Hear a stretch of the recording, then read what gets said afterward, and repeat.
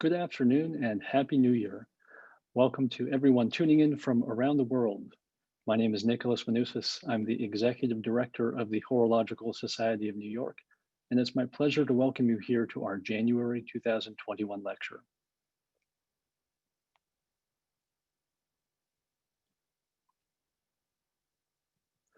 Because of the pandemic, all of HSNY's lectures and classes will be held online for the foreseeable future. At the end of tonight's lecture, or today's lecture, we will have time for questions. You can submit your questions using Zoom's Q&A feature.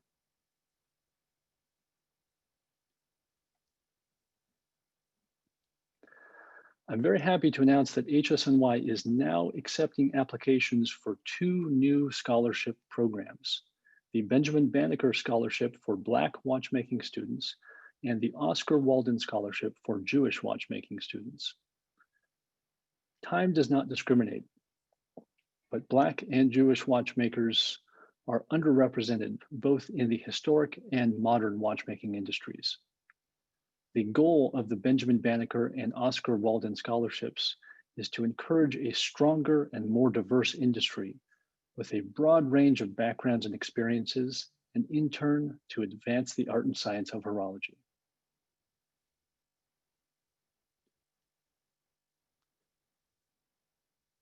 In addition, HSNY is accepting applications for our well-known Henry B. Freed Scholarship for American watchmaking students and the Howard Robbins Award for watchmaking schools. Applications will be accepted through March 1st, and the recipients will be announced in April. Scholarship awards up to $5,000 are available. Please visit our website for more information.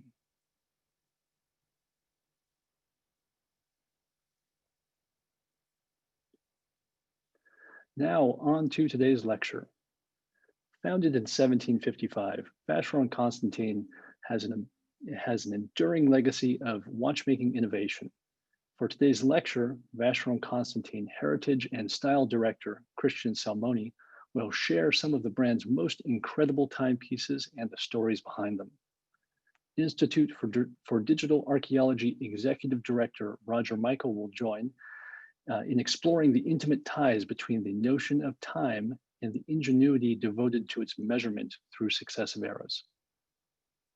I'm pleased to welcome Christian Selmoni and Roger Michel to lecture at the Horological Society of New York.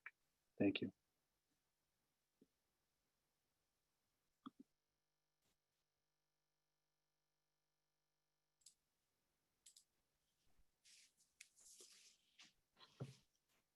Thank you so much for the introduction, Nick. Hello, everyone. So it's a great pleasure for me and certainly for Roger to be with you. So we hope that you will have as much pleasure and interest that we had, Roger and I, to prepare this presentation. Thank you so much.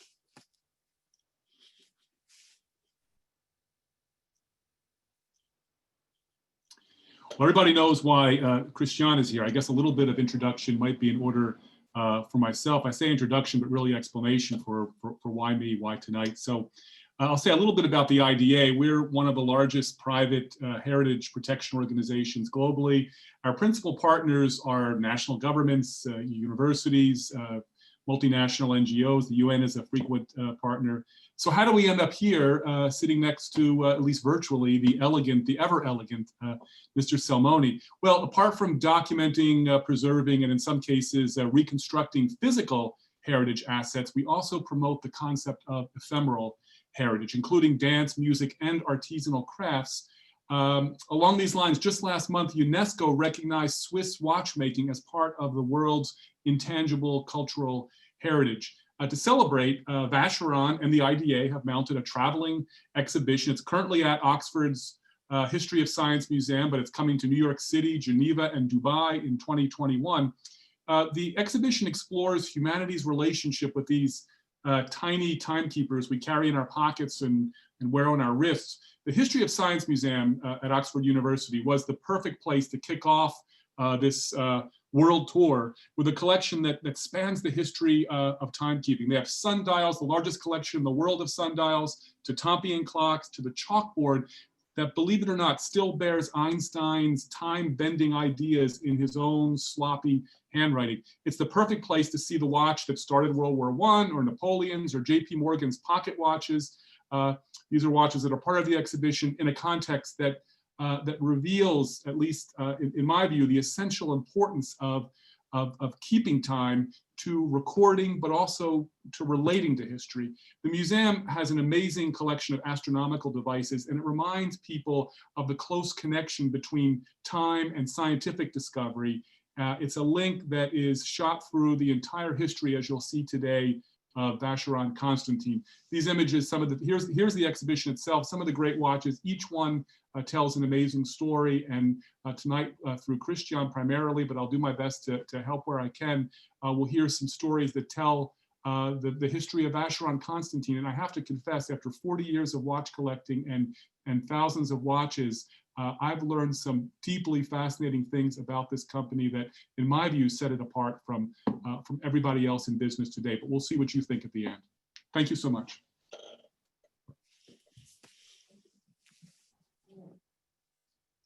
Thank you so much, Roger. It was a great introduction. So we are going to soon start the presentation about the secrets of Vacheron Constantin. So I'd like maybe just to make a short introduction before. So I joined Vacheron Constantin in 1990, so more than 30 years ago.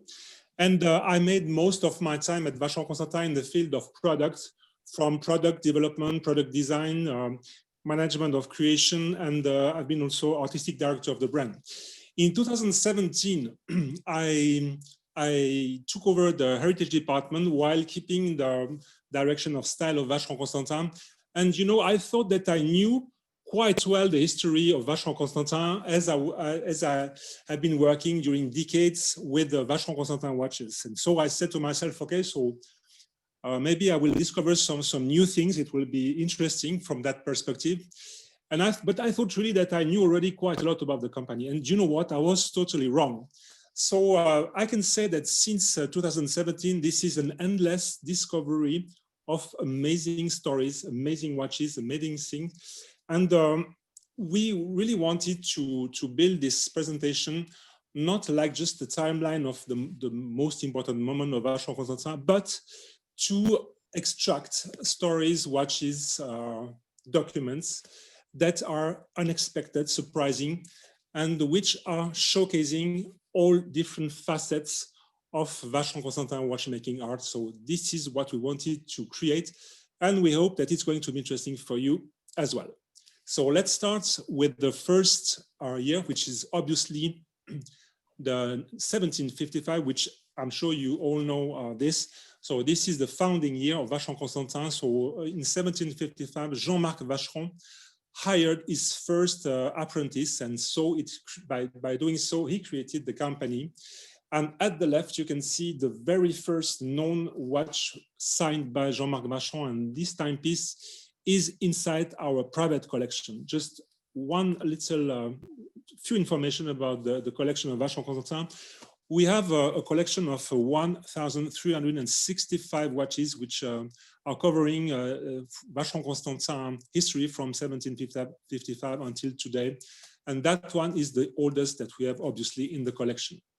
But 1755 was not only an important year for Vacheron Constantin.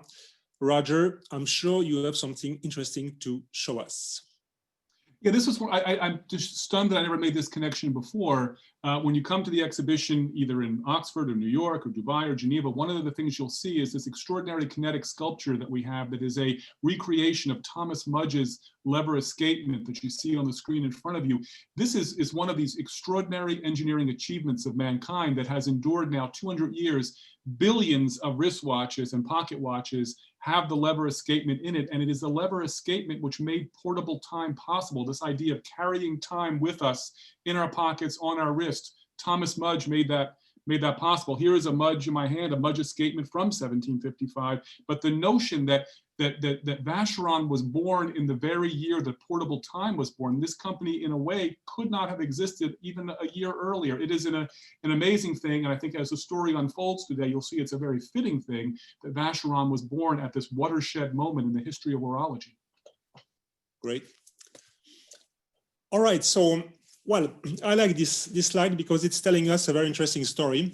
So first of all, so 1806, so in our archive, we have traces of a letter, an order for a quarter repeater timepiece. So this is really the first trace that we have in our archive about chiming watches. We all know that chiming watches are the most sophisticated watches that we can find in the field of complications. And I love very much the timepiece that you see at the left, because not only this is a very early quarter repeater from 1812, but in addition, and that is really important to me, this is a ladies' timepiece.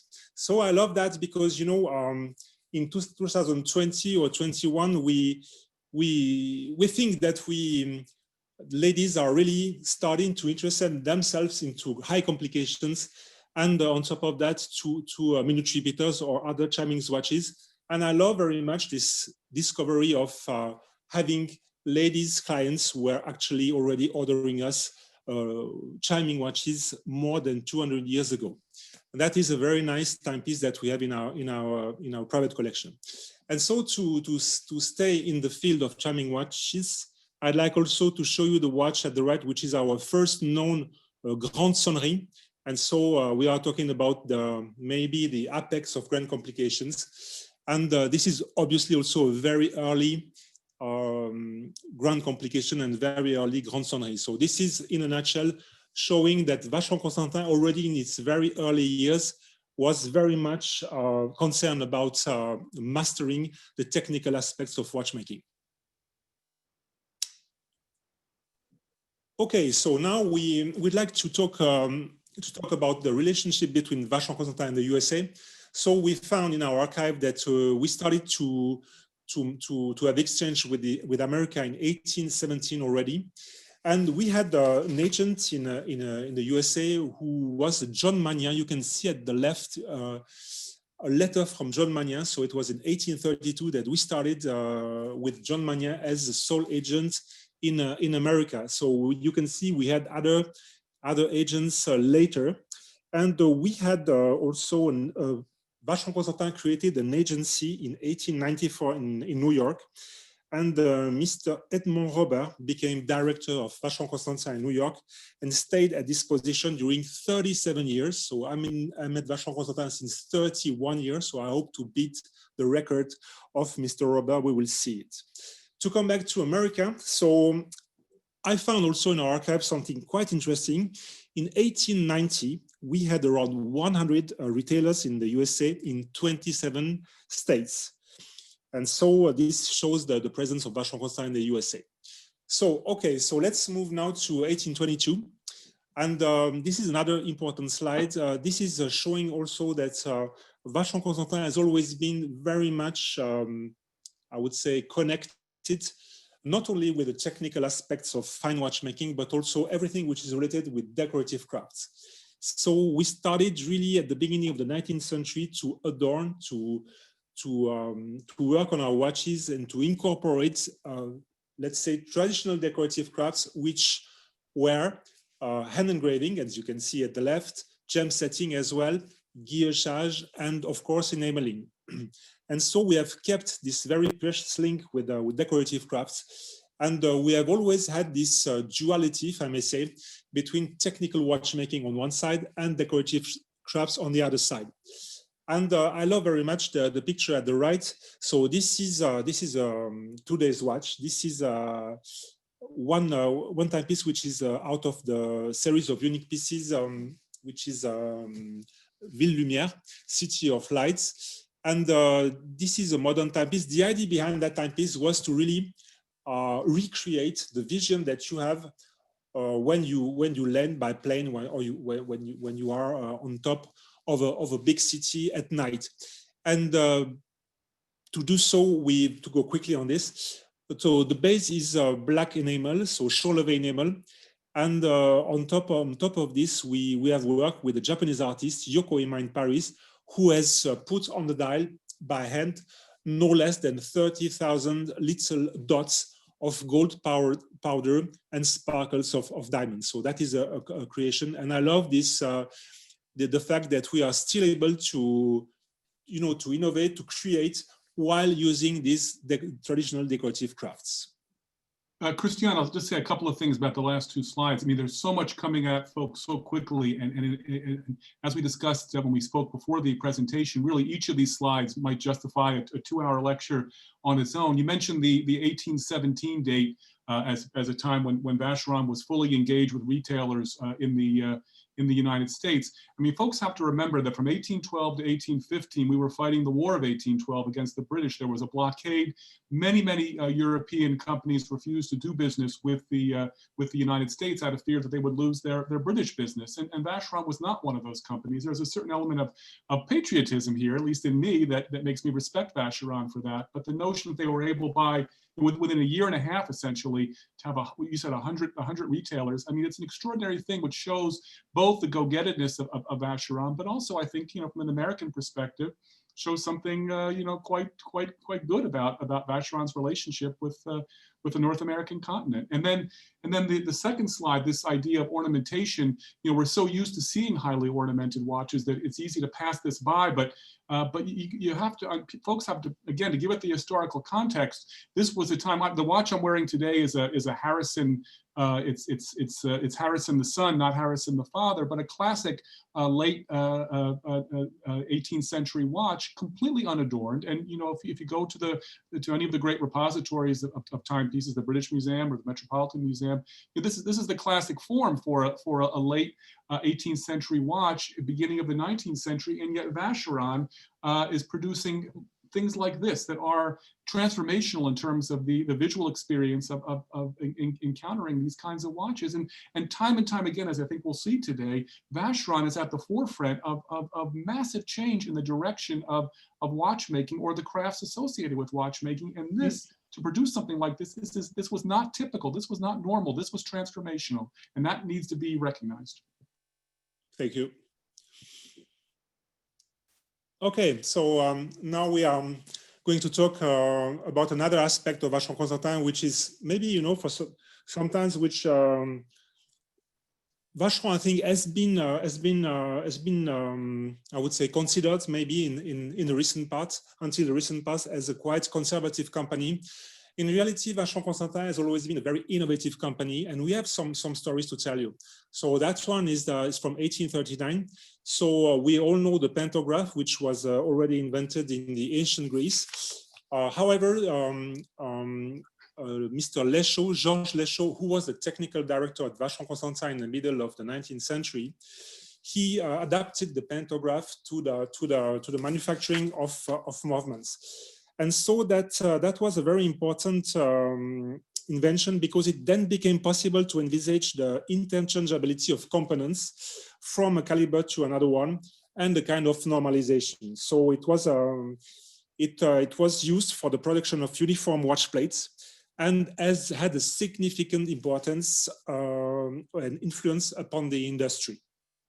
And just one point on Georges Leschaud. He was also a fantastic inventor, and outside watchmaking, he is particularly famous for being the author of notably an invention of a diamond drill for the mining industry. So that's another interesting aspect. I mean, Christian, I have to stop you again there just for a second. I mean, the modesty is too much. Now, I know that you're French Swiss and I'm American, and so there is Americans don't mind, tooting a horn when it deserves to be tooted, but you said very modestly change the course of watchmaking or something like that. I mean, what you're looking at when you see that pantograph image is the beginning of mass production. That's where it all started. Once you get into the late 19th century and the Walthams and the Hamiltons and these companies that are making movements by the millions, it all started there with Leschaud. This is again, I hate to use the phrase again, but a watershed moment in watchmaking. And yet again, Vacheron is front and center. That's when it became possible to make watches in a production style in higher volumes. And of course, that did, as you say, change everything. And Vacheron, I've never heard anyone give Vacheron credit for that, but I've researched this point since you brought it up in our practice sessions, and they absolutely deserve all the credit. Yeah, thank you. It's a great comment. And by chance, you will have other possibilities to talk about innovation in your way. So we will see later. But it's true, it's a very important innovation, and I even think that the notion of caliber has been created with the Leschaud invention. All right. So this is something which is we will still stay in the same area. So I thought also that could be a very interesting slide. So okay, we know that Vacheron Constantin was already doing complicated watchmaking in the beginning of the 19th century. We were doing all jewelry watches. We were good at decorative crafts. But I think this is something really interesting. So already in 1846, we have traces in our archive of experiments in the field of protection against magnetism, and very interesting experiments, notably into hairspring, as you can see here, in palladium, and especially 1885, balance wheel, hairspring, anchor and anchor wheel in palladium and bronze, and escapement wheel in gold. So I think this is really amazing for me, because already in the middle of the 19th century, we were very much concerned about magnetism. And at the right, you have a nice picture of a timepiece that we have in our private collection, which is one of these watches in which we have this Paillard patent balance and spring. What does it mean? It means that, in fact, we have participated to these experiments against the effects of magnetism. And Paillard and company, they had some patents about the use of materials, alloys, which were protecting watches from magnetism. And so we were using such alloys in timepieces in the last years of the 19th century. So that is really something I think highly important. Roger, you would like to... I'm glad you used the word amazing, Christian, because again, to give the historical context, I mean, you are 15 or 20 years removed from the work of Ampere and the work of Ørsted, the foundational work with magnetism, and you're exactly contemporaneous with Maxwell's discovery of the existence of magnetic fields. So 1846 was the year that Maxwell published his foundational essays on magnetic fields, and 1846 somehow, this was not the age of the internet. You had to know what was happening in the world of science to understand concepts like this as they were being discovered, and Vacheron apparently did. I mean, it is, to me, this is, of all the slides that you showed me, this was in a way the most mind-boggling. You got to understand that Guillaume is still 40 years away, and Guillaume wins the Nobel Prize in 1920 for his work with nickel steel alloys in this context, in the precision machining and watchmaking, the Guillaume balance. Everybody knows the Guillaume balance, Nobel Prize.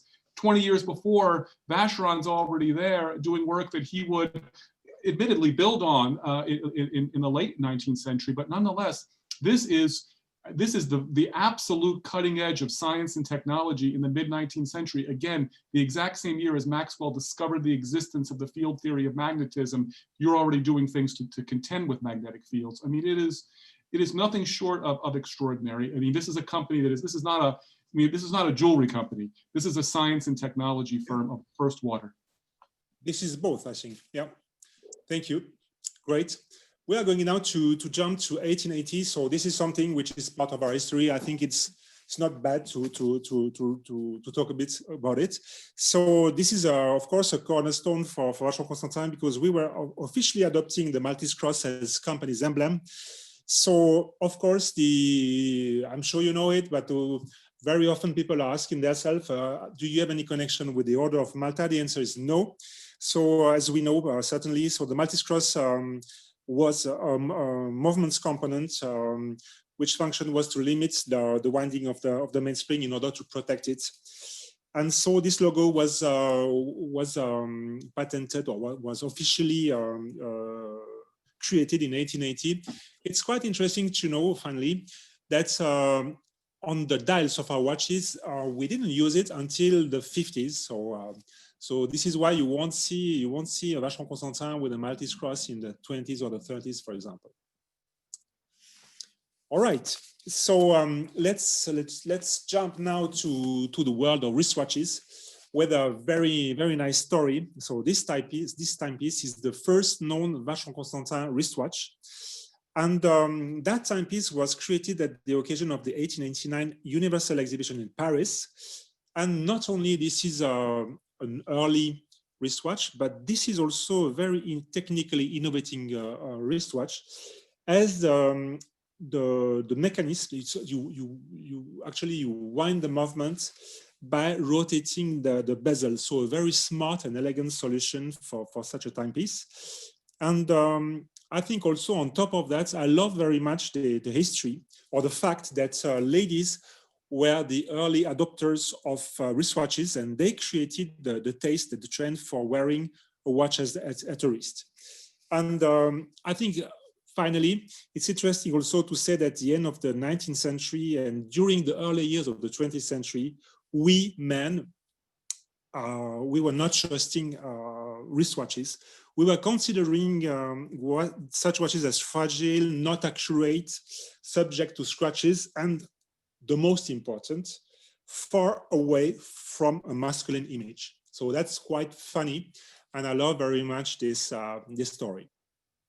Well, I have to say, Christian, yet again, Vacheron managed to be in the front of the line, because it's 1889, first known Vacheron Constantin wristwatch. It's only, what, 10 or 11 years later when wristwatches appear on the wrist of men in the Boer War, if not earlier, but we're only 10 years away, and yet Vacheron is right here on the ground floor. I don't know of anybody else who made a proper wristwatch this early. And this is not a piece of jewelry. This is a fine quality wristwatch, as you pointed out, that incorporates some extraordinary technology in it as well. But it's yes, perfectly recognizable as a 20th century timepiece, and yet here it is, 1889. So.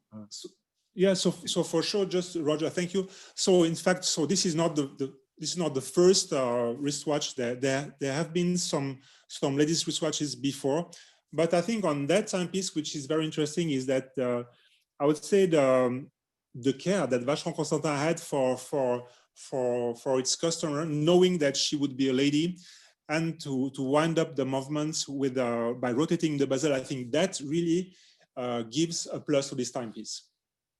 I mean, when you look at earlier ladies' watches, they're really just pieces of jewelry that happen to incorporate a watch. This is a proper wristwatch. It's an amazing thing. All right, so so we wanted to talk about some of the secrets of Vacheron Constantin and some of the mysteries of Vacheron Constantin.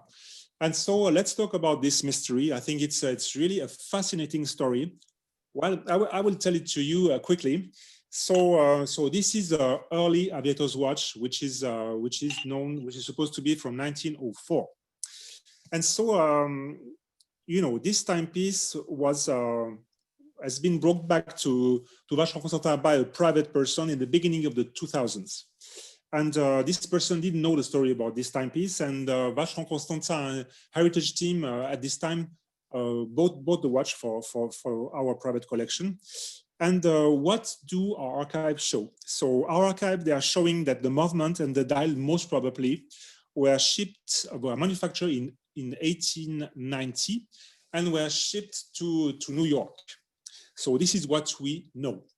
And it's interesting to know as well that the watch on the back has an engraving of two letters, W and D. Now the legend will start. In 2003, a French journalist wrote an article at the occasion of the 100th anniversary of aviation.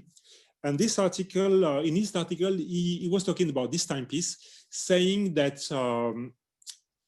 the movement was shipped in the USA, which is right, and that the movements and the dial were sent to a watchmaker in Dayton, Ohio.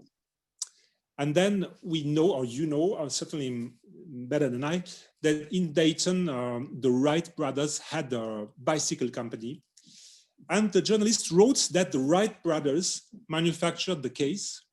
And so that could be the reason why there is a W at the back and a D, meaning Wright Dayton. And so this watch could be one of the very, very, very early watches to become an Aviators watch.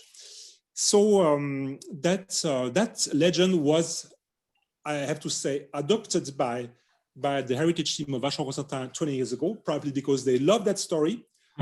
But I would say, to be very honest with you, so when I joined the heritage department, well, I said to myself, sometimes, it sounds like a fairy tale. And what do we have in the archive? So we made quite a lot of researches, and we were not able to find any connection between New York, where we shipped the movement, and Dayton, where the Wright brother were.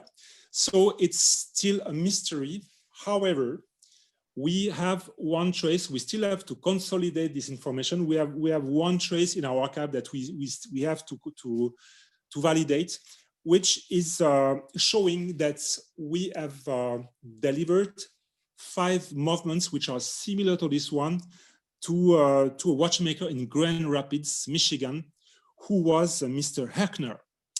And that could be, you know, a way to solve the mystery. So this is quite a new information. So the next step for us would be to get in touch, to validate validate this trace that we have in our archive, and to contact Herkner, because by chance there are still existing Herkner jewelry in Grand Rapids. And I hope that we will be able to, you know, to find finally the truth behind the legend of the early Aviators, not to say the Wright brothers watch. But well, I love this kind of mysteries because they are really, you know, very entertaining. And if in the audience someone has something that he knows about that mysterious timepiece, of course, we will be more than happy to learn more about. Roger, do you have any comments on this? So here is the watch in question. And Christian, it is a great mystery, as you say, and I hope there are people out there who can add to what we know about this watch. But I will say I've got a few little gifts for you. I had some folks on in our research department do some careful examination and some research, and I'll add these additional facts. On the bridge of the watch is inscribed "Specially adjusted for J.C. Herkner." So there's no question that it did end up, as of course you know, obviously, it did end up with Herkner in Grand Rapids, and Grand Rapids is several hours away from Dayton. What we did discover by looking at now the diaries of both Orville and Wilbur are preserved in the Smithsonian. And by scrutinizing these diaries, we found several references to the Wright brothers individually and with their sister on occasion, Catherine, making trips to Grand Rapids to do shopping, because cosmopolitan goods were available in Grand Rapids that were just not available in Dayton. So it's well known that the Wright brothers did make trips to Grand Rapids specifically to purchase things. What we also know is that J.C. Herkner was an interesting guy. He was a Civil War officer and in fact, the commander of his regiment, went on to command a militia regiment after the war, was quite active in military affairs, also very interested in scientific instruments. And at his department store, it really was a department store, not just a jewelry store, he had a broad selection of optical devices, telescopes, etc. So he was a guy who was absolutely interested in the kind of person that a fellow like Orville or Wilbur would have naturally gravitated toward. What we also have now, of course, the mystery here is how it ended up in this case and what this all means. The movement and the dial and the hands, we know where they came from. They came from the very place where you're sitting today. But we looked at the case very carefully, made of steel, and it's engraved, as you say, on the back, WD with the arrow symbol in between, and then a repetition of the movement number on the back as well. This is how watches were marked by the War Department in the UK. Yeah. Of course, you also know during the time period between sort of roughly 1907, 1908, and as late as 1915, 1916, maybe 1917.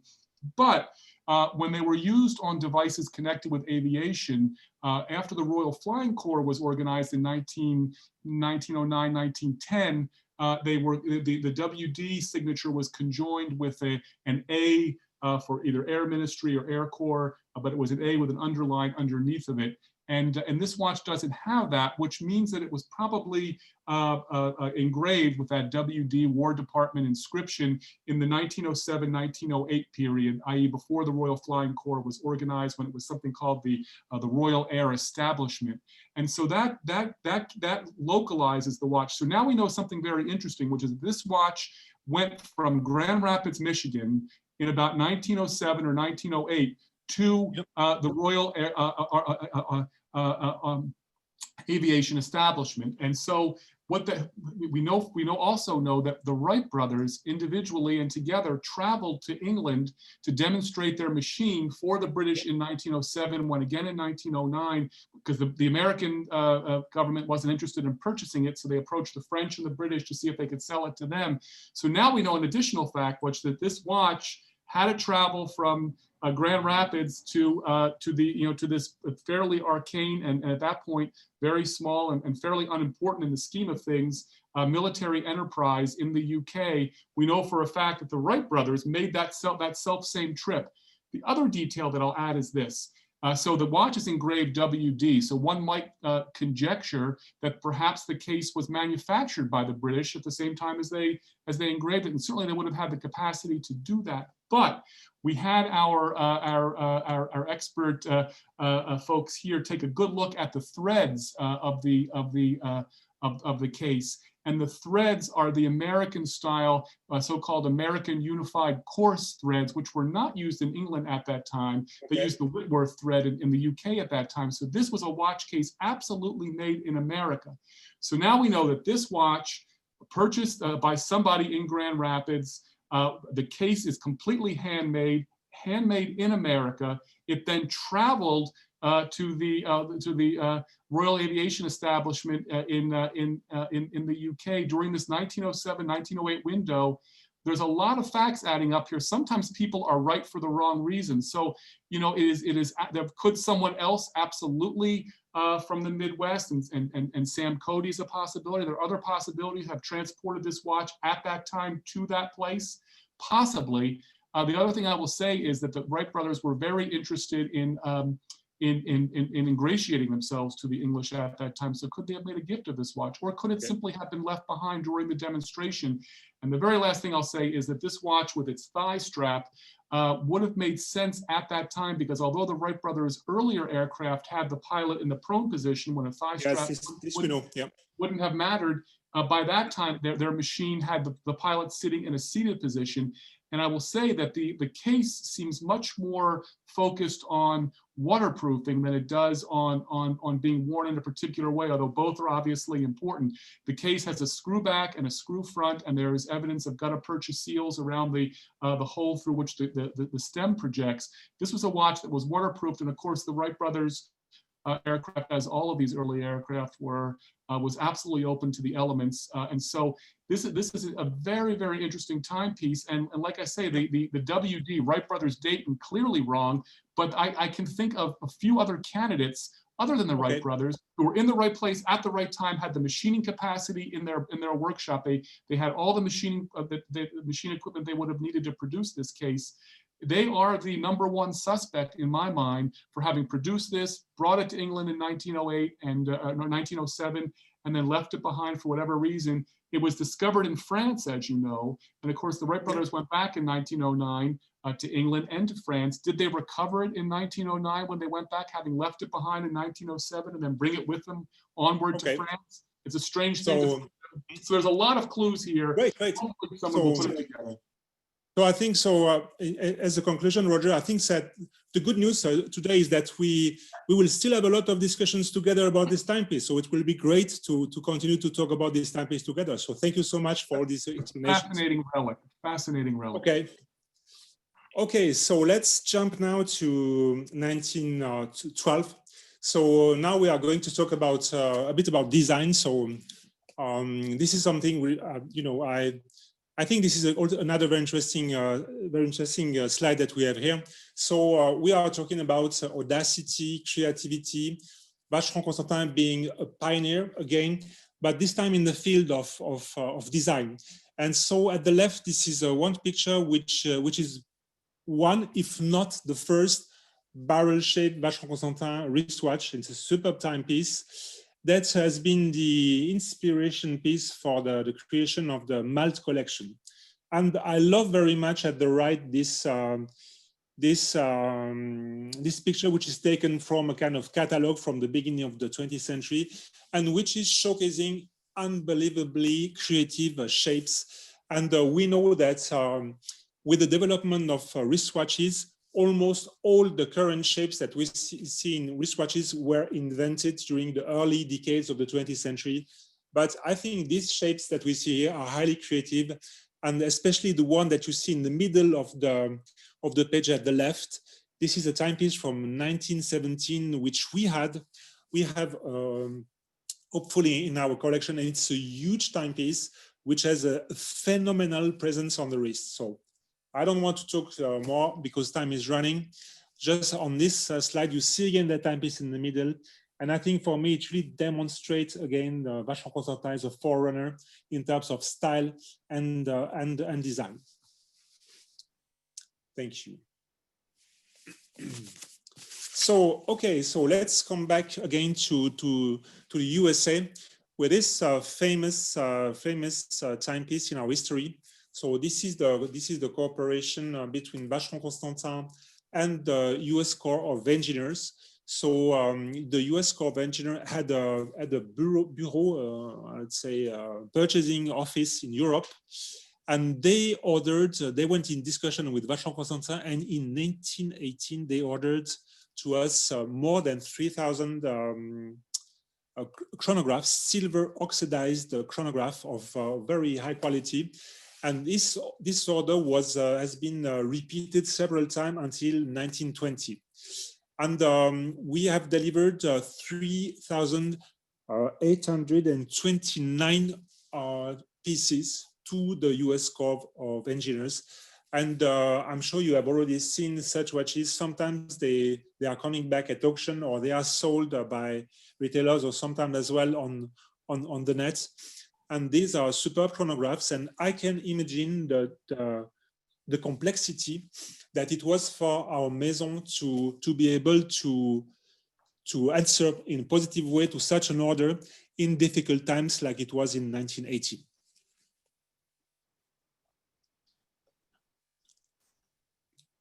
Okay, so now we will have several slides, 3 or 4, on which we are going to talk about highly complicated timepieces and the beginning of the 20th century. And well, I would say above the timepieces, sometimes it's also a story of men, of great collectors. Of course, you know them. Many of them were Americans, but not only Americans. Some of them were also kings of other countries. Let's start with this timepiece. This is 1918. This is one of the most important pieces that we have in our collection. This is James W. Packard, the bespoke pocket watch, which is absolutely superb. And this is a timepiece which is Grande and Petite Sonnerie. It is not a quarter repeater, it's a half quarter repeater, which is something unusual that was asked by James Packard. And it's crafted in 20 karat yellow gold, and also beautifully engraved with the enameled monogram on the back. And the last detail is the fact that the glass, the crystal on the timepiece, is a rock crystal glass. So again, we found this duality of Vacheron Constantin between decorative crafts and very complex watchmaking. A very beautiful example of such grand complications. Maybe we jump to the next one. We'll talk briefly about 2 timepieces. At the left, this is the Bois Rouvray. So this is another super complicated timepiece. It is in fact a split seconds chronograph, minute repeater, a carillon, 3 hammers, perpetual calendar, and it has also an alarm function. And for you, Roger, it has a Guillaume balance with gold and platinum micro screws. And then at the right, this is one of the most famous Vacheron Constantin. This is probably the most, I'd say, the most precious timepiece in terms of value that we have in our private collection. So this is the King Farouq. That timepiece was offered by the Swiss colony in Egypt to King Farouq. It's a fabulous timepiece. It is one of the most complicated watches that Vacheron Constantin made, and it has a Grande and Petite Sonnerie, split second chronograph, perpetual calendar, and this is a superb example of super grand complications for great collectors. And to finish with this grand complication or super grand complications for great collectors, 1946. So it's a major grand complication for us. During many decades, it was the most complicated Vacheron Constantin timepiece ever made. So this is the King Farouq. Farouq was the son of Fuad, and he became king of Egypt, and he ordered that timepiece to Vacheron Constantin. So this is a very large timepiece, which is a striking watch with two gear trains. It has grande and petite sonnerie, 3 gongs and 3 hammers, split-second chronograph, 30-minute totalizer, perpetual calendar, moon phase, age indicator, alarm, and 2 power reserve indicators for the gear train and for the striking mechanism, something which was very rare at this time. And so, so this is this timepiece, which is not part of Vacheron Constantin collection. So this is in the hands of a great collector somewhere. And so, so that was, I see 3 or 4 watches that I would like to present to you, which are for me very important in terms of watchmaking and showcasing again the Vacheron Constantin mastery of grand complication. But it's also a great story of these famous collectors who were really challenging the maisons such as Vacheron Constantin to create bespoke timepieces.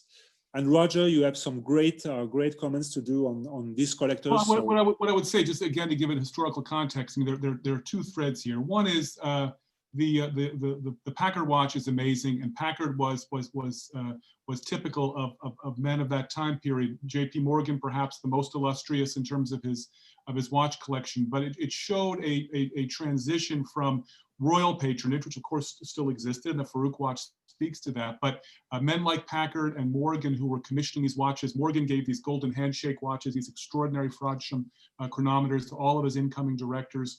It showed that how wealth was suddenly being concentrated no longer in the generational aristocracy, but now in the captains of industry, and they wanted to have the accoutrement of the royal class to I suppose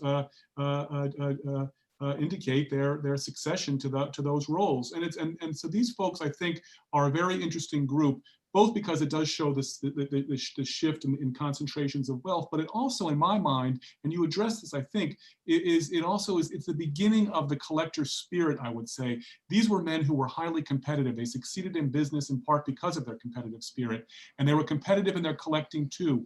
J.P. Morgan commissioned the most extraordinary catalog of his wristwatches, which is today the most expensive antiquarian book one can buy published in America, with the possible exception of Morgan's other great work, which is the North American Indian. Those 2 books are the pole stars of American book collecting.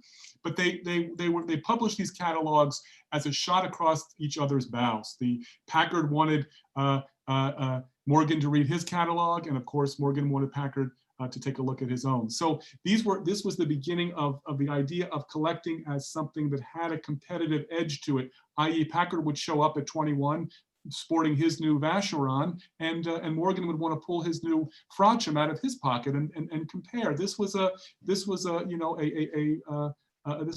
I think the beginning of a time, and now of course we see it in full flower on the internet, when to some degree collecting is being driven by competition, and it's a big change. It did not exist in the 19th century, but suddenly in the 20th century, at a time when business is king, competition enters into the spirit of horology, and it's a fascinating transition.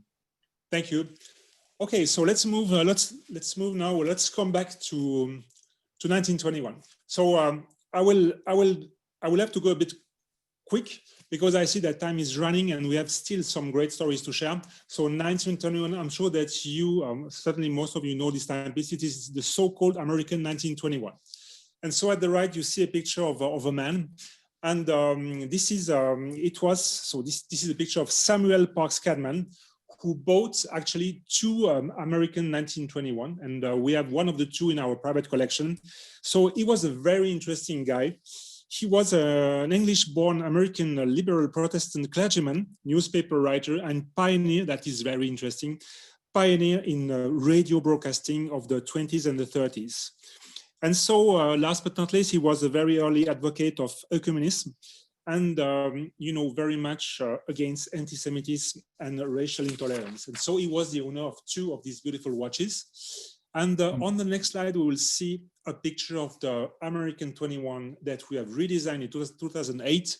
Beautiful. And just this slide to remind you that we are in 2021, so 100 years after the creation of the American 1921. So maybe some good things to expect from Vacheron Constantin. We will see.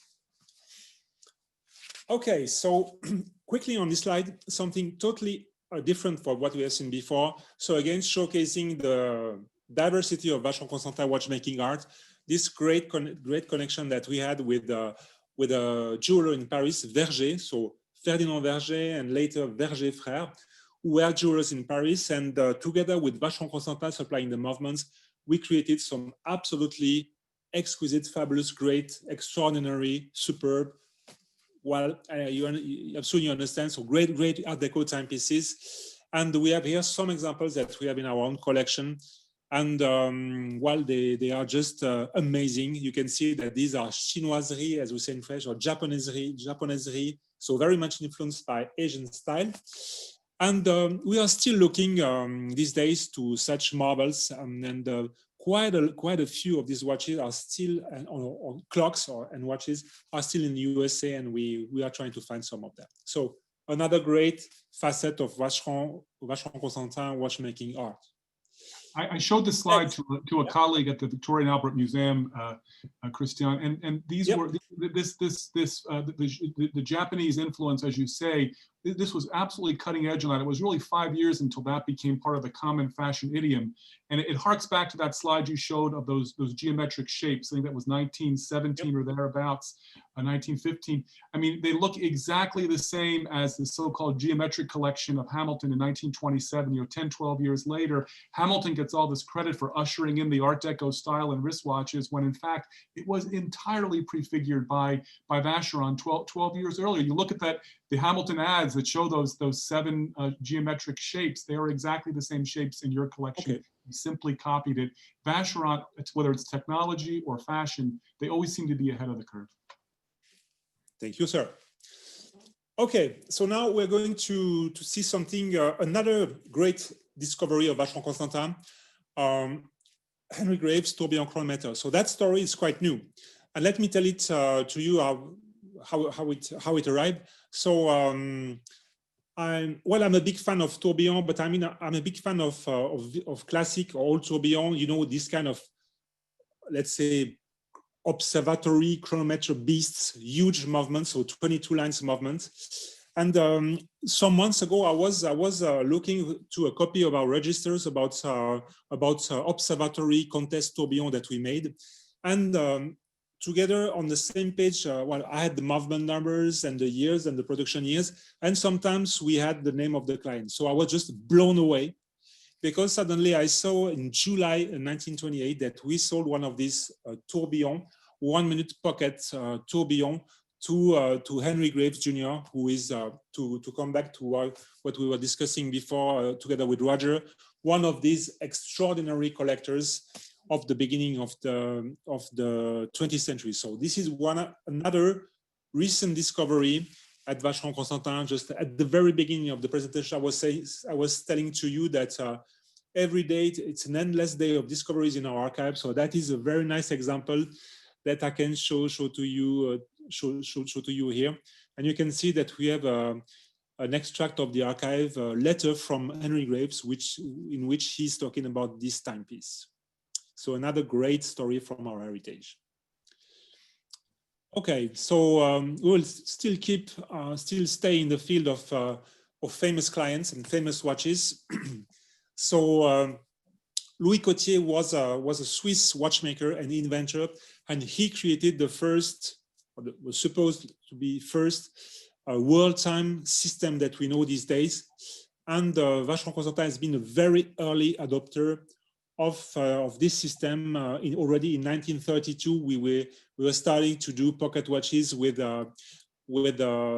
24 up to 30 plus time zones on the watch face. And at the right, we have 2 pictures which are taken from our photographic archive. We have a photographic archive, namely almost all the watches, all new watches or unique watches made by Vacheron Constantin were photographed. And we have this archive, which is highly precious, because we can see here a very important timepiece, which was offered to John Foster Dulles But Roger, you are the specialist. I'd like you to talk a little bit about this timepiece. Well, I mean, just again, I mean, this is one of these things you look at and you just blink your eyes. You can't believe you're seeing it. So John Foster Dulles, Secretary of State in 1955. Claire Booth Luce was the wife of the great Henry Luce, the publisher of both Time and Life magazine, and an enormously powerful man. Both of them rabid anti-communists throughout the Cold War. Claire Booth Luce, from 1950 or so until 1955, might have been 49 or so, was the ambassador to Italy, and she was put into that role by Eisenhower because Italy was perceived to be on the front line. Stalin dies in 48. The fear is that under Khrushchev, the communism is going to spread throughout Europe, and Italy was the most left-leaning of the Western democracies. And so Luce is put into that role on the understanding that she is going to do her best to repress the communist rise in influence in that country. And indeed, through events that folks can read about on Wikipedia or elsewhere, she is quite successful. And then toward the end of her tenure, sort of 53 or 54, there's a setback. There's an election, I think in, I don't know, 52 or 53, 54, where in fact the communists gain a large number of seats. She falls under some pressure. And John Foster Dulles then makes a detour from a trip he was taking to Moscow, stops in Italy for the express purpose of propping her up, of speaking on her behalf. He was an enormously influential guy, both in Europe and in the United States.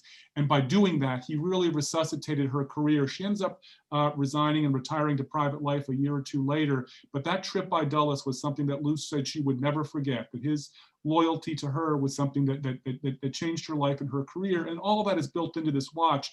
It's possibly also worth mentioning that his brother, Alan Dulles, who was the director of the CIA at the same time, you know, of course, Ms. Luce has been dead for many years, but I think it's fair to say that most scholars believe that Alan Dulles was her lover. And so he may have had other motivations, the John Foster Dulles, for showing loyalty to her. But nonetheless, there is a fascinating story of the Cold War here, of personal relationships, of all the things that make collecting fascinating and collecting objects like this fascinating. It's all built into that watch. There is all the history of the second half of the 20th century, really, in some ways, in terms of the media angle. Life and Time magazines, enormously influential. All of that is built into this watch. It is an amazing repository of our cultural heritage. Great, thank you. Okay, so on the next one, I'll go quickly because again time is running, and we are only in 1932, and we have to go until 1979. So, but that is another great timepiece. So I think that it speaks for itself. So in 1932, we did that fabulous pocket watch. So it's the movement of this timepiece was only 0.94 millimeter thick. So I don't know any other example of a thinner movement.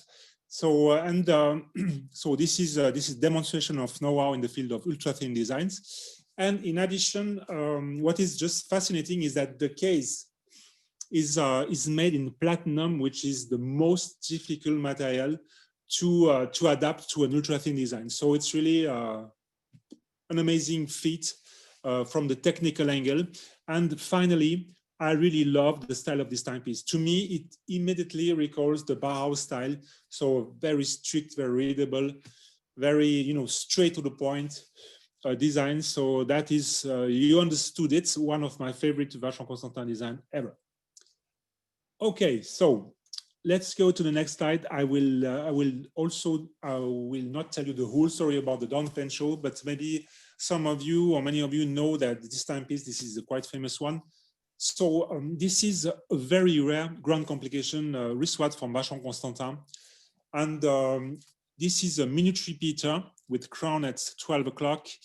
And one of the very first, if not the first known 31 days retrograde calendar on a wristwatch, and it's a pre-Second World War. But the nice story is that we had only one picture of this timepiece. You can see the black and white picture in the middle. That is a picture from our photographic archive.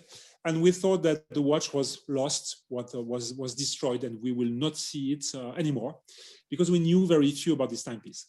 The good thing is that one day, Philips auctioneer came to us and say, listen, we might have found a great Vacheron Constantin. Alex Godby, who came to see me, said to me, "Oh, you know, this is a very unique Vacheron Constantin timepiece, a super complicated pre-Second World War, extremely rare."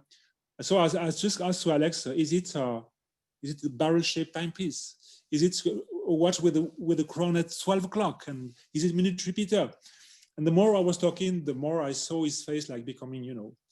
And he said to me, "Well, I just can't confirm." So I knew at this time that it was, they discovered this timepiece again. So that was a great pleasure for me to know it. On top of that, Philips gave us the possibility to restore the timepiece. And we have been able, thanks to the identification numbers, to find back the whole story of the timepiece. The timepiece, which, and including all documents from our archive, for example, the drawings from the client. And finally, the watch was delivered to Madrid in 1940. You can imagine the difficulty it was in 1940 to deliver watches from Switzerland to Madrid. And it stayed in the family since that date. And it was sold by Philips at auction in May 2019 for a price of 740,000 Swiss francs. So another nice story before the Second World War. Okay, but we will still stay before the Second World War with something totally unexpected, unusual, and totally out of this world. So we have manufactured several of these, let's say, portable timing instruments for sports events measuring times, and they were developed at Vacheron Constantin and patented in 1935. And so the controlling module that you can see at the left, which is beautifully finished in bakelite, was electric, but the timing machine was mechanical, and the movement was beating at 72,000 vibrations per hour. So that is incredible in 1938. And interesting to know that this timing machine measured the world record on speed on water by Sir Malcolm Campbell, driving Bluebird K3 on a Swiss lake in 1938. So that is another, well, fabulous story of Vacheron Constantin. Well, I'll just, I know time is short, so I'll be very quick. But I'll just say this is an extraordinary technical achievement. We're talking about a 20 hertz watch in 1938, 72,000 beats per hour. That is extraordinary, and I'm not certain about this, and I'd have to double check, but I think it was probably about 40 years until another manufacturer equaled that. It may well have been closer to 50. To make a watch with the resonant frequency that high at that time is simply stunning. And it's, again, one of these technical achievements of Vacheron that I don't think anybody knows about. And I will just say also that bakelite case is the other half of Vacheron. They don't do anything unless they do it in an elegant way. So they've got the technology and the style. It is just, again, it's a showstopper. It could be the subject matter of its own talk, and perhaps it will be sometime, but it is an amazing piece of technology sitting in front of you there. Great. So let's stay in unusual and unexpected and fabulous stories. In 1938, Vacheron Constantin and Aluminium Company of Canada, Alcan, concluded a partnership contract for the manufacturing of aluminium pocket watches. So we are in 1938, and so Vacheron Constantin created a beautiful pocket watch. Not only the case was made in aluminium, but also most of the movement was made in aluminium, and last but not least, the dial itself was made in aluminium. So as a result, the weight of the watch is 19.61 grams. So that is an incredible achievement before the Second World War. And that timepiece these timepieces were used by Aluminium Corporation of Canada as gifts for very important clients who will see it on the next slide. Thank you. And also as a gift for senior employees, directors, to thank them for being present in the companies, as you can see, during 25 years. So another great history of Vacheron Constantin, the super nice aluminum pocket watch from 1938. All right, so I think now we are coming to the one very nice story. We are in 1944, and this is a story which is very much related to you, including your family, Roger. So can you tell us a bit more about this timepiece? Yeah, so it's another piece from my collection. It's this beautiful Vacheron deck watch inscribed on the back with the hydrographic survey markings indicating that it was Royal Navy. We managed to get a hold of the observatory records for this watch. All of the Royal Navy watches at that time needed to be returned to the observatory for verification of their accuracy. This would have been a comparing watch. It would have been carried around the ship and used to make sure and to transmit the accurate time from one fixed watch to another. So it's a ship that saw a clock that saw a lot of use. The amazing thing about it is this watch was allocated to the HMS Belfast during the time of the Normandy invasion, and so it's a watch that was a participant in and also a witness to some of the most dramatic and important and life-changing events of the 20th century. As you suggested, my grandfather was part of the Normandy invasion, so it's a watch that has special significance to me. He did not survive that experience. But it's something that I think you can hold in your hand, but at the same time, it is somehow imbued with a sense of historical weight that is undeniable. You see the pictures of the folks standing by looking for their loved ones on the ship. I mean, this I think is watch collecting at its most significant and most memorable. Things that are not only beautiful to look at, that reflect the highest degree of elegance and technical excellence, but at the same time embody history, which is not only independently significant, but significant to you personally. So it's a very, very interesting timepiece that I think a lot of people can relate to the concept of this kind of object. Thank you. Thank you very much. Okay, so we are going to leave the Second World War. We are going to have two slides which are about, let's say, the end of the 40s and the 50s. So, it was a time right after the Second World War of experimental designs, and we see that we really see a shift between the design before the Second World War and right after. And this is a nice example. So this is the airflow, and you can see the influence of the quest for aerodynamism already in the end of the 40s. And you can see the tribute to aerodynamism in the design of the airflow. And I love this timepiece. And I like also, it reminds me also a bit the streamlined design that you can see on this motorcycle and the car. So experimental design of the 40s. And maybe we jump to the next one, which is in the same vein, and which is talking about the 50s. As we know, the 50s is a decade of for watchmakers. Is a fantastic decade of inspiration for the designers, and many of current emblematic designs in watchmaking were created in the 50s. Maybe if we move to the second one, thank you. And for Vacheron Constantin, it has been a decade also of fantastic creativity, breaking the barriers, going forward. And this is one example. So this is the so-called butterfly timepiece from the 50s. And it's showing again the creativity, the audace, and the freedom to create of Vacheron Constantin. Excuse me. Well, it's amazing. I mean, you can correct me if I'm wrong, Christian, but these are watches, like so many Vacheron watches, that would have been made in series of 6, 8, or 10 watches. I mean, absolutely right. Extraordinary tradition of these low production watches that have these incredible style built into them. You were also very generous when you said the 1950s was a wonderful inspiration for watchmakers. It was a wonderful inspiration for Vacheron. I can think of a company down the street from you that it wasn't so much a great inspiration for, who made a lot of very boring Calatravas. The fact is, the 1950s was a period. It was again, hark back to the Dulles watch. It was the Cold War, and there was a divide right down. There was a line down the center of Europe, and if you go to the east, it was a time of austerity, and the austerity of the design was reflected in the Eastern Bloc architecture and Eastern Bloc decorative objects, so called.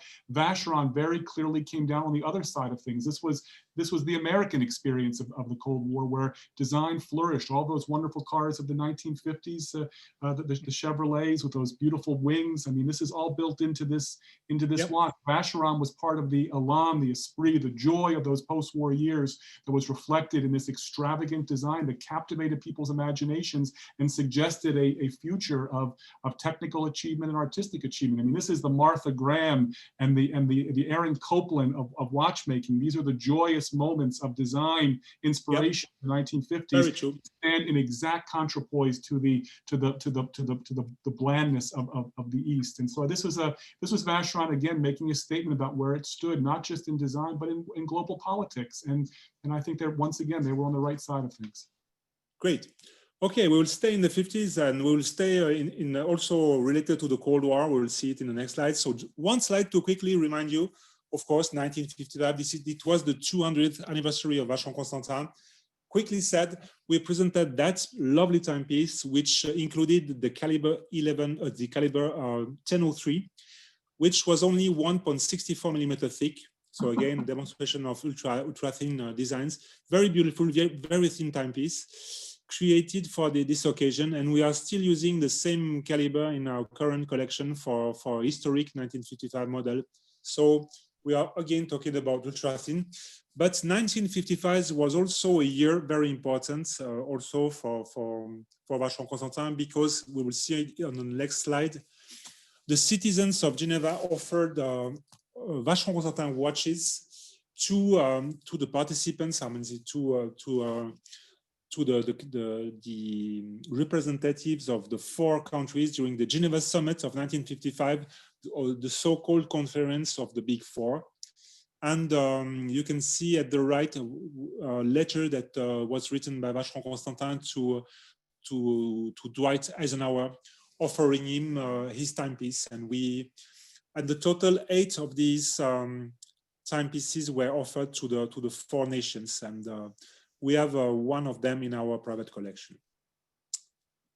Okay, so now we are jumping to 1972, and well, so this is a great timepiece. This is one of my favorites ever of Vacheron Constantin. This is the so-called trapeze model. So it was really, for me, it's showcasing again. It really encapsulates the spirit of the 70s. This decade of freedom, breaking the rules. Also, this is one of the very first, for me, almost androgynous timepieces or unisex timepieces. It's a super cambered, long, elongated watch with a very, very simple, very pure dial. And I love very much the advertising of 1972, which say those where Vacheron Constantin demands the ultimate. And I think it's a great demonstration, again, of Vacheron Constantin creativity and Vacheron Constantin audacity as well. I'd like to jump to the next slide because we see some variations of this model. And at the left, maybe you would say that I have many favorite Vacheron Constantin for sure. I agree with that. But this one is especially one I love. So I think that this is showcasing this Vacheron Constantin spirit of, a classic with a twist. And this is a early dual time model.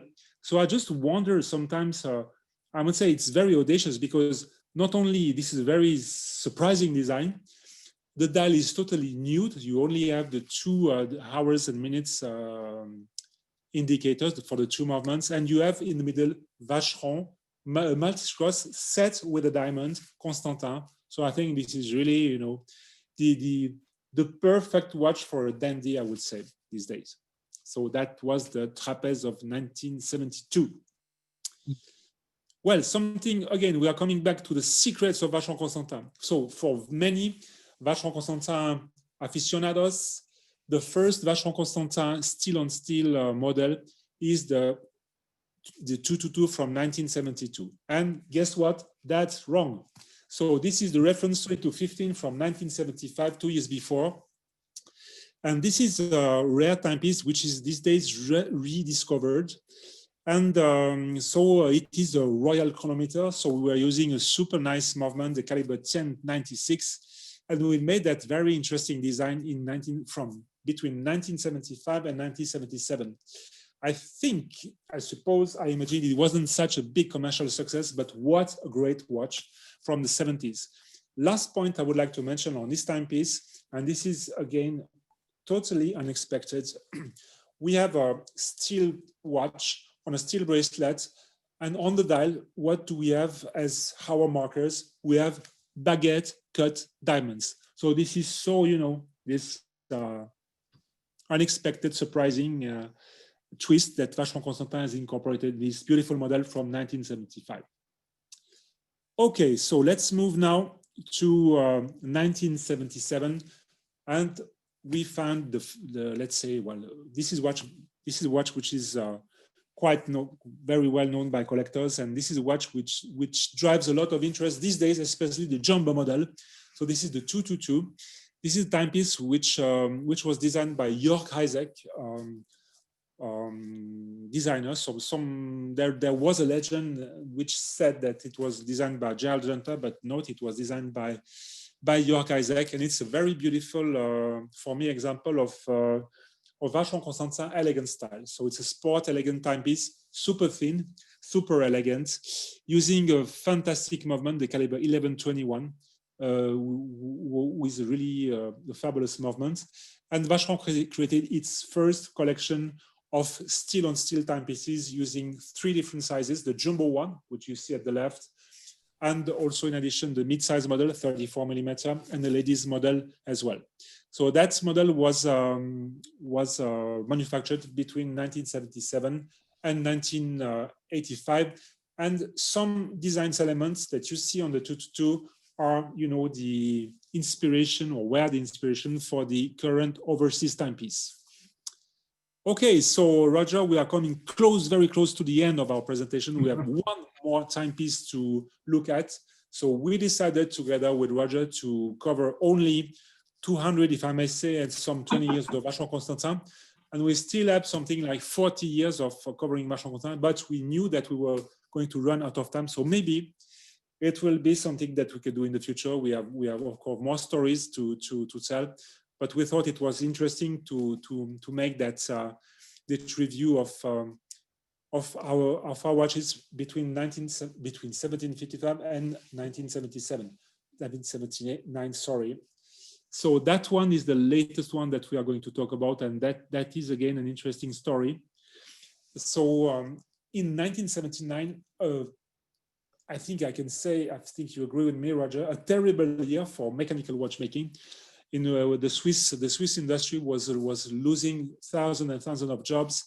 And on the more personal side, I am part of a family of watchmakers, and I remember that I remember these very difficult times in the end of the 70s. I was 20 in 1979, and most of the members of our family were working in the field of watchmaking, and they were just wondering if we thought, in a nutshell, we thought that mechanical watchmaking would disappear.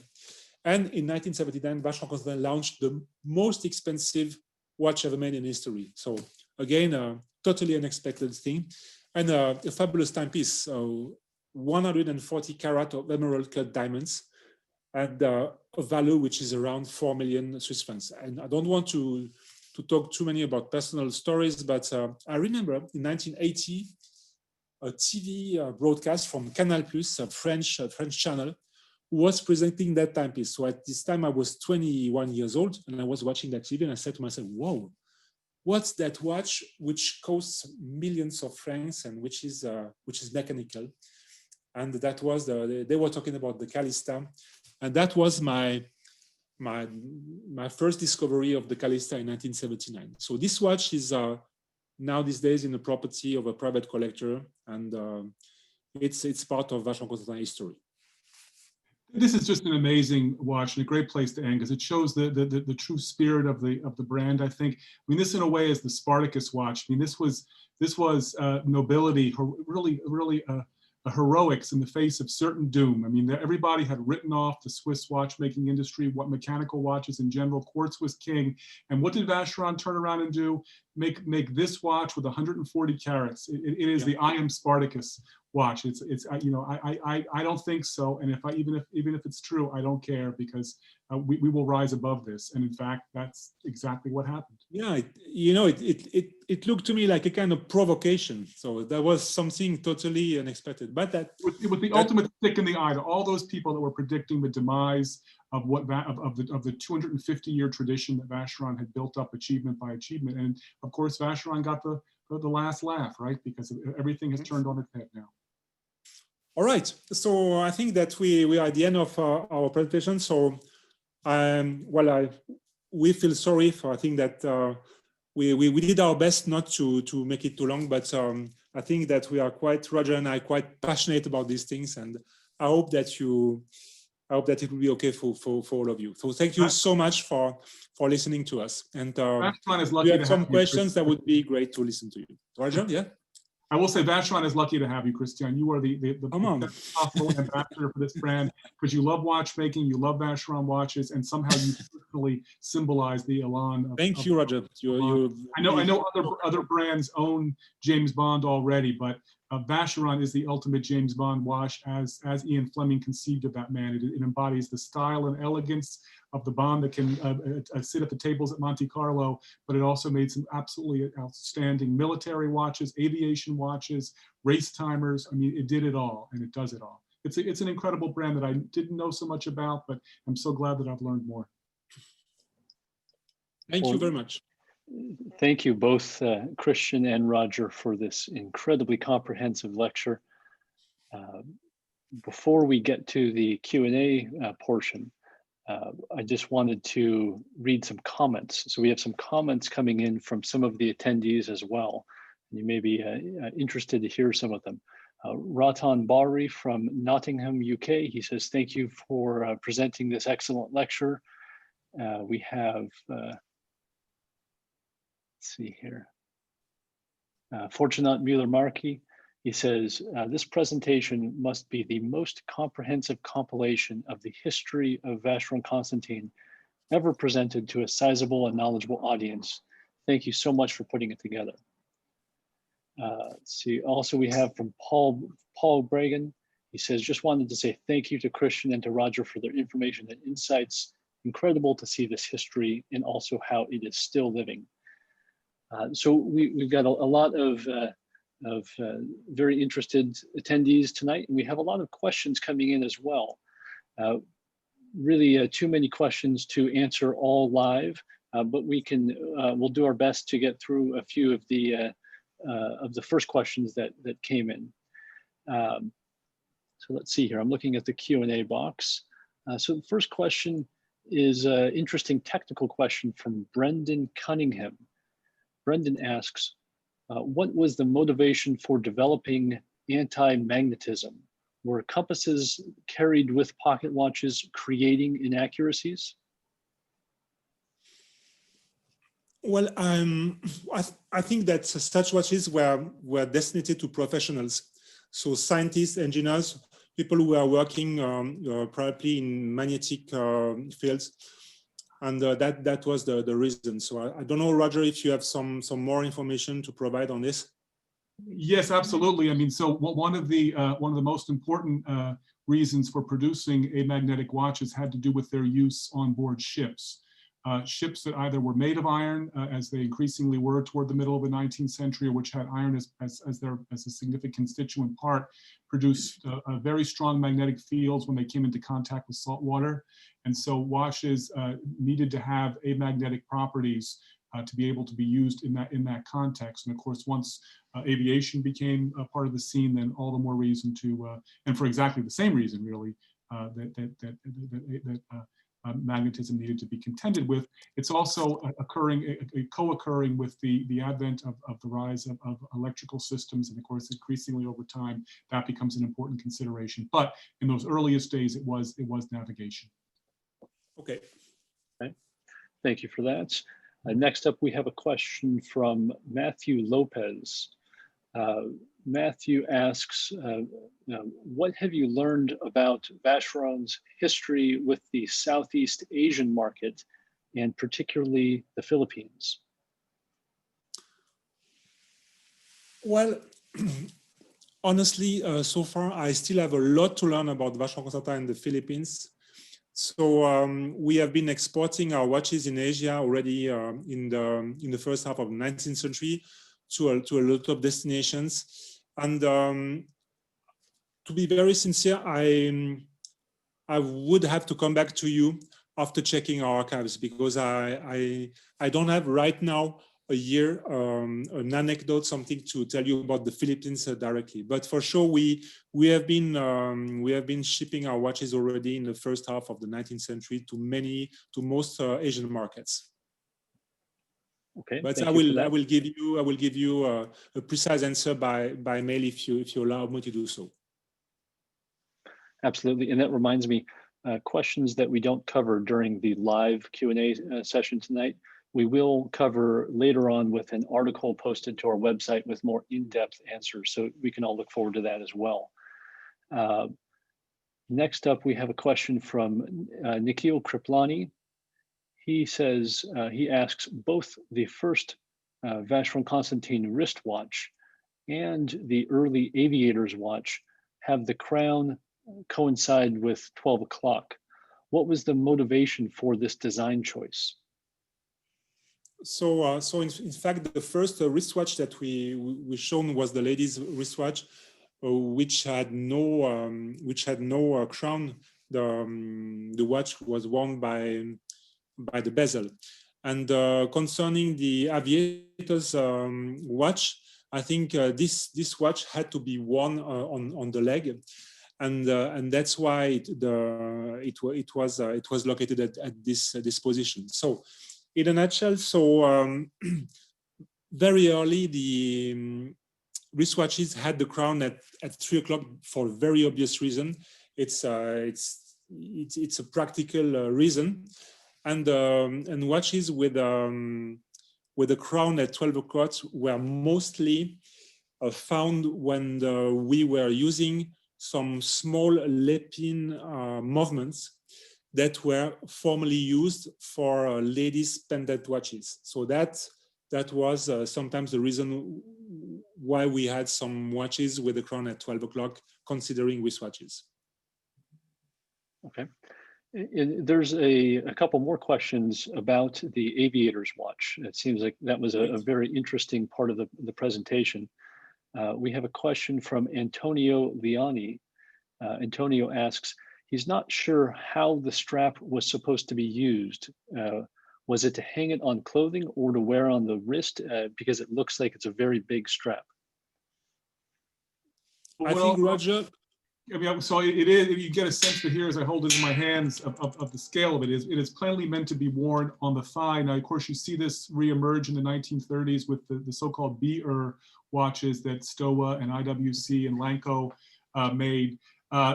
What's interesting about this is that in that time period that I described, when this watch probably dates from due to that War Department engraving, is 1907, 1908, 1909. So these are open cockpit planes, really have no instrument cluster. You see on the right flyer, they do have a stopwatch and they do have a wind speed device, an anemometer. But that's really basically it. To the extent that they needed a watch, and they really didn't in the very earliest days, because these were planes that were off the ground for seconds rather than for minutes or hours. But by the time you get into 1908, 1909, when it becomes relevant for something like this, you do end up with the necessity for having a watch, and the real estate just wasn't available to put it any place else other than the pilot's thigh. What I will say is that navigators continued to wear watches on their body right through the 1960s and 1970s. So it's not such a strange thing to have it mounted on the body rather than in the instrument cluster. But that was the motivation. Okay, thank you for that. Next, we have a question from Kelvin Wong. This is actually a question for me. Is this lecture available to rewatch later on? Yes, all of our lectures are recorded and posted onto our website. It's an exclusive benefit of membership. Members get to view the lectures immediately, HSNY members.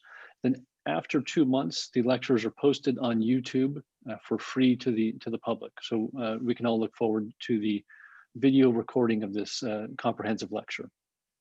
Let's see, we have just about 50 questions in the queue. We won't get through all of them, but let's see what else here.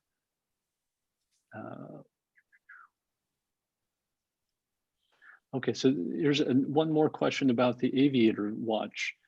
Richard Freelick asks, Do we know what type of steel the Aviator watch case was made of?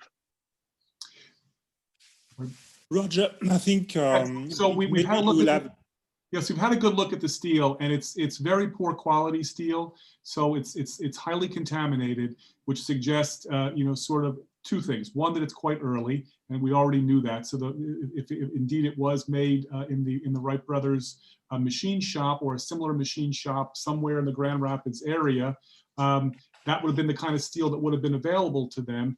My guess is that it was also scrap metal. I mean, what's interesting about the case is that the style of this case, the idea of having lugged something like this that would fit over a pocket watch was not so uncommon. And indeed, we found a number of patents for standalone devices that you could simply put over a pocket watch and then wear it on your wrist or on a strap on your thigh. This is something different. It really is a fully bespoke case that's threaded front and back in a very complicated way that I unfortunately can't show you right now, but would be happy with Christian's permission to put something online later on. It was machined up from a solid piece of steel, but again, it's early steel, contaminated probably with a lot of magnesium. It's already starting to pit in a number of places. But look, it's 120 years old and it's still shiny and doing its job. So it's good enough, as they say. But it would have been the kind of steel the Wright brothers would have used to make bicycles out of. Yep. All right. Next up, we have a question from Jonas Milner. Jonas asks, can you speak a bit more about the low production watches of the 50s? For example, is it true that Vacheron Constantin would change dial designs every 12 examples? So it's true that we were doing few examples of certain watches. I'm especially thinking about simple watches. When it was about chronographs or calendar watches, we were keeping the same designs during even decades and changing dials. But when it was about simple watches, yes, the general idea was to launch various types of design. And I think they wanted, when a design was successful, they were doing more of it. And sometimes where the design was too, maybe, was a bit more segmenting, if I may say, they were doing less of these watches. This is why typically watches which were rectangular or cushion shaped or square were much more rare than round watches. And I have no trace at all about the fact that we had a kind of rule which said that every 12 watches we are changing the dial. So I think it was much more the Vacheron Constantin wanted really to offer to its clients the possibility to choose between several different dials, to choose the watch they were looking for. So there was no rule after every 12 watch to change the dial. Okay. Thank you for that. Next up, we have a question from Mark Goler. Mark asks, why did the dial on the 2008 version of the 1921 Historique rotate instead of keeping the original dial? And he asks, is this for left-handed people? Yeah, I think so. We produced 36 examples of the American 1921. And some of them had the crown at the left at 11 o'clock, and some of them at the right. So we had some discussions, in 2006 already about which version we will choose, and it was more practical for many to wind up the watch by putting the crown at 1 o'clock. So we really had the two versions. And I think we were producing for left-handed people and for right-handed people. But we have to consider that overall we did only 36 of these watches. And so when we redesigned the watch in 2008, we really thought about the fact it was much more convenient to have the crown at 1 o'clock. Even if I was the guy who was preferring the crown at 11 o'clock, just to let you know. Okay. How are we both doing? Do you want to keep going with questions? Maybe a couple more? How are we feeling? It's up to you, really. Okay. A couple of questions sounds fine for me, and we will make sure that we will be able to answer to the other questions by email. All right. Okay, so let's do two more questions. The next question is from Tio Hasig. Tio asks, how many engineers would be working on the very complicated watches such as the King Farouq watch? I think I have to answer on how we do for modern super grand complications in the bespoke department. That is the best answer that I can do. So to do such super complicated timepieces, we have a small team of 3 to 5 watchmakers working on the same timepiece, and they have a technical staff which is also taking care about all the technical aspects. So another group of a small group of engineers. So at the end of the day, it's hard to say exactly how many people are working on a timepiece. It's always the same story. It's very difficult to give a very exact information about this. But I would say 3 to 5 very skilled master watchmakers, and working together with technicians and engineers. So that makes, at the end of the day, a group of 10, 12 people who are working on such complicated timepieces these days.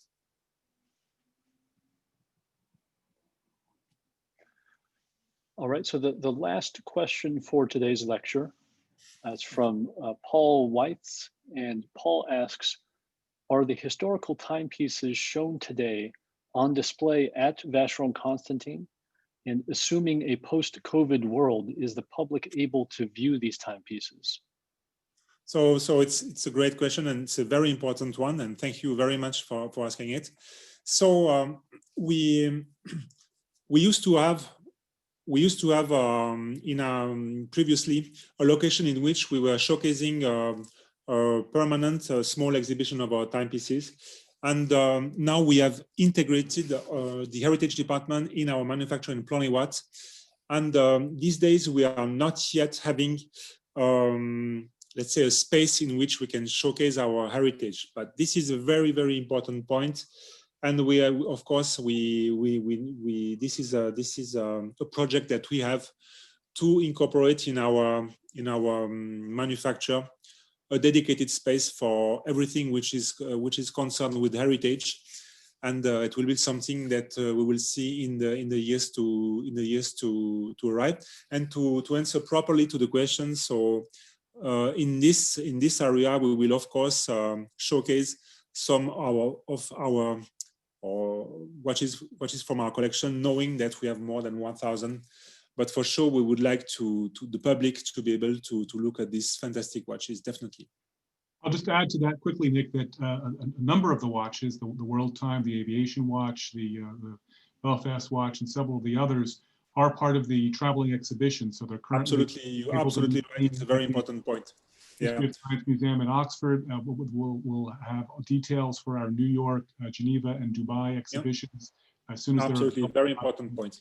So, and then in addition, there is a website connected with the traveling exhibition that does explore the watches in some detail, has video content, etc., that helps to explore these amazing timepieces. So yes, many of them will be on display over the next year at sites all around the world. Absolutely.